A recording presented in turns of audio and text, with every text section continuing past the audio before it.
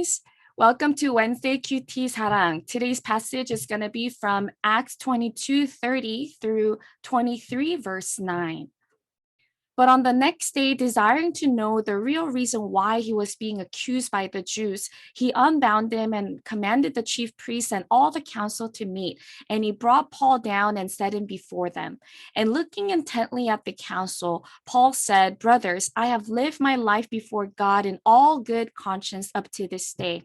And the high priest Ananias commanded those who stood by him to strike him on the mouth. Then Paul said to him, "God is going to strike you, you whitewashed wall. Are you sitting to judge me according to the law, and yet contrary to the law, you order me to be struck?" Those who stood by said, "Would you revile God's high priest?" And Paul said, "I did not know, brothers, that he was the high priest, for it is written, 'You shall not speak evil of a ruler of your people.'" Now, when Paul perceived that one part were Sadducees and the other Pharisees, he cried out in the council, "Brothers, I am a Pharisee, a son of Pharisees. It is with respect to the hope and the resurrection of the dead that I am on trial." And when he had said this, a dissension arose between the Pharisees and the Sadducees, and the assembly was divided. For the Sadducees say that there is no resurrection, nor angel, nor spirit, but the Pharisees acknowledge them all. Then a great clamor arose, and some of the scribes of the Pharisees' party stood up and contended sharply, "We find nothing wrong in this man. What if a spirit or an angel spoke to him?" So the passage we read today is filled with a lot of action. In this passage, we see that Paul is being persecuted by the Jews. He is on trial for his faith in Jesus Christ, and because of his hope and the resurrection, that he is on trial. And he's standing in front of all the chief priests and the council. So you can imagine the scene in today's day to be like a courtroom with Paul standing by himself in the middle and the judge in the front and the jury surrounding him. If we picture the scene and place ourselves in Paul's shoes, it is scary. They were beating him, and we're told in this passage that they beat him on the mouth. And I'm sure they were throwing insults at him from left and right.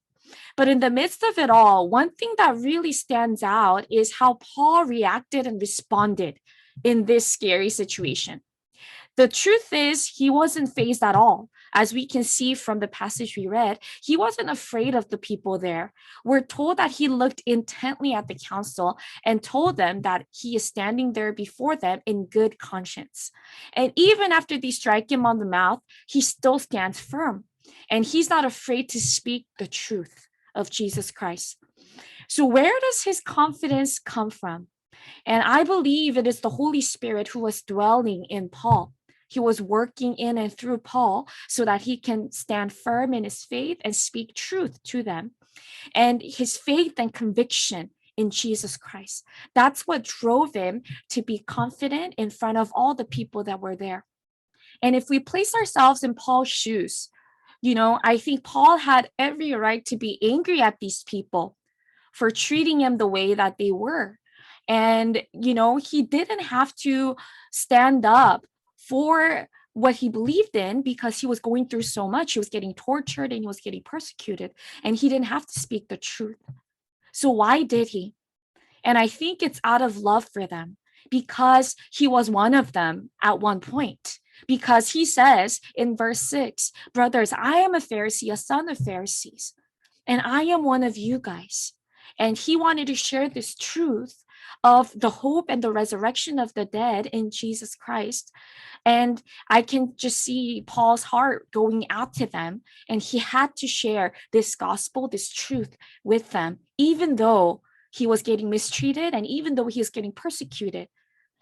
Living in this world, we're bound to suffer and to be persecuted for our faith.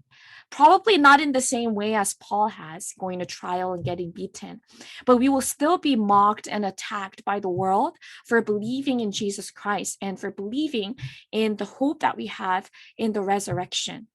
And no matter what the world may say, no matter how much we get attacked and persecuted for our faith, may we remember that the Holy Spirit who lives in us will give us the power to stand up for what we believe in and to continue to speak the truth to those who need to hear it, so that the world may know that Jesus Christ alone is the way and the truth and the life.